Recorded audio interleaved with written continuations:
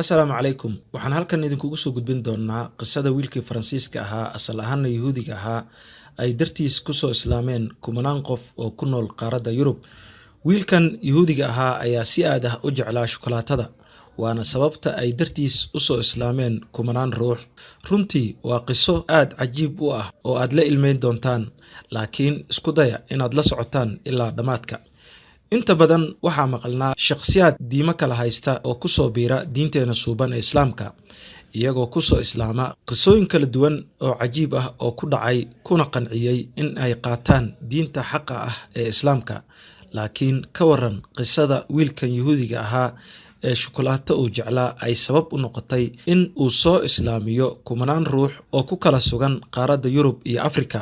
Haddaba asxaabta ku xiran janalkan waxaan halkan idinkugu soo gudbin doonaa qisada wiilkan Faransiiska ah asalkiisuna Yahuudiga ahaa ee sababta u noqday soo islaamida kumanaan qof ee nala socda. Muuqaalkan sii sheer gareeya si uu dad badan u sii gaaro. Sidoo kale noogu roonaada like-ta iyadaa wax badan na dhiirigelinaysa. Mahadsanidin. Qisadan cajiibka ah ayaa dhacday 10 sano ka hor, waxayna ka dhacday mid ka mid ah magaalooyinka Faransiiska. Qisada ayaa ka bilaabatay sheekh Muslim waayeel ahaa oo dukaan ku lahaa halkaas. Wuxuu iibin jiray raashinka iyo macmacaanka fudud. Magaciisa waxa uu ahaa Sheekh Ibraahim. Asal ahaan wuxuu ka soo jeeday Turkiga, wuxuuna Faransiiska ku noolaa muddo aad u fog. Dukaanka wadaadkan wuxuu ku dhex yiil dabaq dheer oo ay deganaayeen dad shacab ah. Waxaa daris la ahaa qoys Faransiis Yahuudiyiin ahaa. Waxay deganaayeen qaybta ka sarreysa dukaanka Sheekh Ibraahim. Qoyskan waxaa u joogay wiil aad u yar oo lagu magacaabo Jaad. Jaad ayaa maalin walba waxa uu tegi jiray dukaanka Sheekh Ibraahim, wuxuuna ka soo iibin jiray waxyaabaha uu u baahan yahay guriga.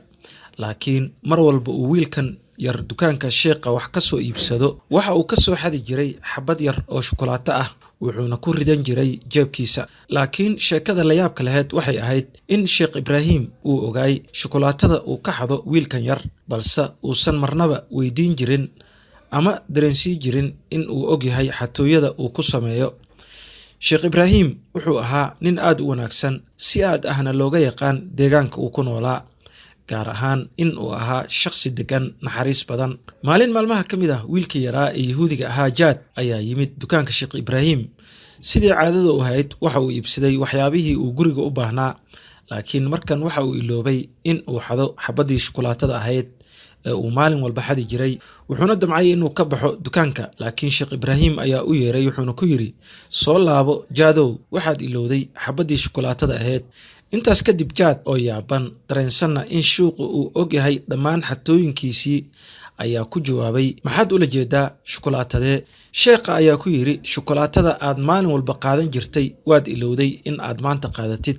Intaas kadib Jaad waxa uu ogaaday in sheekhu uu ogaay shukulaatada uu maalin walba xadi jiray, waxaana soo wajahay cabsi xooggan.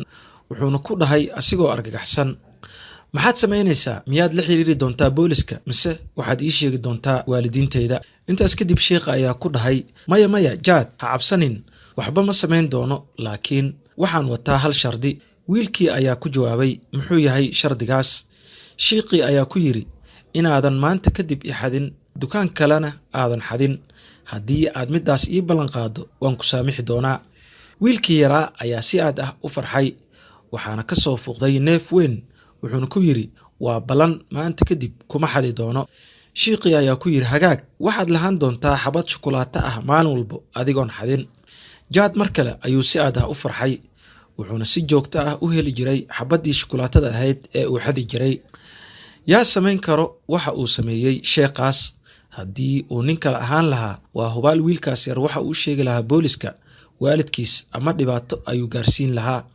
Intaas kadib Jaad si aad ah ayuu u jeclaaday Sheekh Ibraahim. Mar walba uu u imaado si uu wax u iibsado, waqti ayuu la qaadan jiray, uu la sheekaysan jiray, lana kaftami jiray waqti badan. Maalmo badan, bilooyin iyo sannado badan ayay sidaas ahaayeen. Jaad wuu weynaaday, waxa uu noqday nin dhalinyaro ah oo isbixiyey. Jaad wuxuu ahaa mar walba oo ay mushkilad soo wajahdo mid aada Sheekh Ibraahim, wuxuu u sheegan jiray dhibka haysta. Sheekh Ibraahim wuxuu ahaa mar walbo Jaad u yimaado una sheegto dhibaatada haysata, mid dejiya oo ku dhaha soo fariiso. Wuxuuna u keeni jiray sanduuq yar oo uu dukaanka u yiil kaas oo gudihiisa uu ku jiray kitaabka qur-aanka kariimka. Sheekh Ibraahim wuxuu furi jiray sanduuqa wuxuuna ka soo bixin jiray kitaabka qur-aanka, wuxuuna Jaad ku dhihi jiray ka fur kitaabkan safxadda doontid. Jaad ma ogeyn in kitaabkan uu ahaa qur-aanka kariimka, laakiin waxa uu ahaa mid fuliya dalabka shiiqa. Wuu furi jiray safxadduu doono shiiqa ayuuna u dhiibi jiray. Shiiqa ayaa Jaad u akhrin jiray qur-aanka, kadibna waxa uu u tarjumi jiray ama ugu tarjumi jiray luqadda Faransiiska. Halkaas ayuuna uga soo saari jiray xalka dhibaatada haysata. Marar badan ayuu Jaad sidaas sameeyey oo ay soo wajaheen mushkilado kala duwan. Si aad ah ayuuna ula yaabay arrintaas, una cajabgelisay sida kitaabkaas uu shiiqa uga soo saaro xalka dhibaatooyinkiisa. Maalmo badan iyo sanado badan ayaa ka soo wareegtay oo uu Jaad sidaas ku jiray una tegi jiray shiiqa si uu ula xaliyo dhibaatooyinkiisa. Waxay sidaas soo ahaataba maalin maalmaha ka mid ah, Jaad ayaa wuxuu aaday dukaankii Sheekh Ibraahim, laakiin ma uusan helin. Wuxuu weydiiyey, waxaana loo sheegay in shiiqa uu xanuunsan yahay, isla markaasna uu ku jiro isbitaalka. Maalmo kadib Sheekh Ibraahim waa uu geeriyooday. Jaad waxaa soo wajahday murug iyo walwal, maadaama uu waayay garab muhiim u ahaa xalinta mushkiladihiisa iyo saaxiib qaali ku ahaa. Ka hor inta uusan geeriyoon, Sheekh Ibraahim wuxuu ilmihiisa iyo qoyskiisa kala dardaarmay sanduuqii yaraa ee uu ku jiray kitaabka qur-aanka ee yiil dukaankiisa inay hadiyad ahaan u siiyaan Jaad. Markii uu Jaad tacsi ahaan ugu yimid qoyska Sheekh Ibraahim, si fiican ayay u soo dhoweeyeen, waxayna u sheegeen in aabbahood uga tagay hadiyad ka hor inta uusan dhiman. Wuxuu yidhi, waa maxay hadiyadaas? Waxay siiyeen sanduuqii yaraa ee gudihiisa uu ku jiray musxafka qur-aanka. Jaad ayaa si aad ah ugu farxay hadiyadda la siiyey, maxaa yeelay waxa uu ogaa in sanduuqa uu ku jiro kitaabkii uu Sheekh Ibraahim uga soo saari jiray xalka dhibaatooyinkiisa. Waxa uu qaatay wuxuuna dhigtay qolkiisa qaaska ah, wuxuuna u ilaalin jiray sidii dayman oo kale. Isbuucyo kadib, Jaad waxaa soo wajahday musiibo xooggan, waana uu garan waayey wax uu sameeyo iyo sida uu ku xalin lahaa. Ma yaqaan ruux uu aado oo la xaliso ama la xaliya dhibaatadan. Waagii hore waxa uu aadi jiray oo la soo xalin jiray Sheekh Ibraahim, isagana ma noola oo waa uu dhintay. Talo ayaa ku caddaatay, balse wuxuu soo xasuustay sanduuqii, wuxuuna soo xasuustay kitaabkii ku jiray. Wuxuu u degdegay qolkii uu yiil, wuxuu soo qaatay sanduuqii, wuxuuna ka soo saaray kitaabkii. Ma ogeyn isagu in uu yahay qur-aan, ma awoodo in uu akhriyo maxaa yeelay ma yaqaan luqadda Carabiga. Intaas kadib wuxuu soo xasuustay in uu leeyahay saaxiib asal ahaan ka soo jeeda Carabta. Wuxuu go'aansaday in uu dhankiisa aado, wuxuuna ka dalbaday markii uu gaaray gurigiisa inuu safxad ka mid ah kitaabka u akhriyo. Intaas kadib wuxuu furay 2 safxo oo ka mid ah kitaabka isagoon xadidin, wuxuuna u dhiibay saaxiibkiisa Carabta ahaa. Saaxiibkiisa ayaa bilaabay in uu akhriyo qur-aanka ku qornaa 2 safxo, kadibna luqadda Faransiiska ugu tarjumo. Intaas kadib Jaad ayaa si aad ah u ooyey, maadaama uu xalka mushkiladiisa haysay ka helay kitaabka mar kale. Wuxuu saaxiibkiisa Carabta ah weydiiyey waxa uu yahay kitaabkan, ma mid sixir ah baa mise? Saaxiibkiisa Carabta ahaa ayaa ku qoslay, wuxuuna ku dhahay, maya, ma ahan kitaab sixir ah, kani waa qur-aanka kariimka iyo kalaamkii Ilaahay casa wajalla. Jaad ayaa mar kale weydiiyey cidda loogu talagalay kitaabkan. Saaxiibkiisa ayaa ugu jawaabay, kitaabkan waa kii uu Ilaahay ku soo dejiyey Nabi Maxamed salaatullaahi calayhi wasallam. Intaas kadib Jaad wuxuu xaqiiqsaday in kitaabkan xaliyey dhammaan dhibaatooyinkiisa uu yahay kan xaqa ah. Wuxuuna saaxiibkiisa mar kale weydiiyey qaabkii uu ku soo islaami lahaa. Saaxiibkii Carabka ahaa ayaa ku yidhi, mowduuca waa mid sahlan, waxaad ku dhawaaqaysaa shahaadateynka. Jaad ayaa markaas ku dhawaaqay shahaadateynka, wuxuuna ku dhawaaqay in uu islaamay.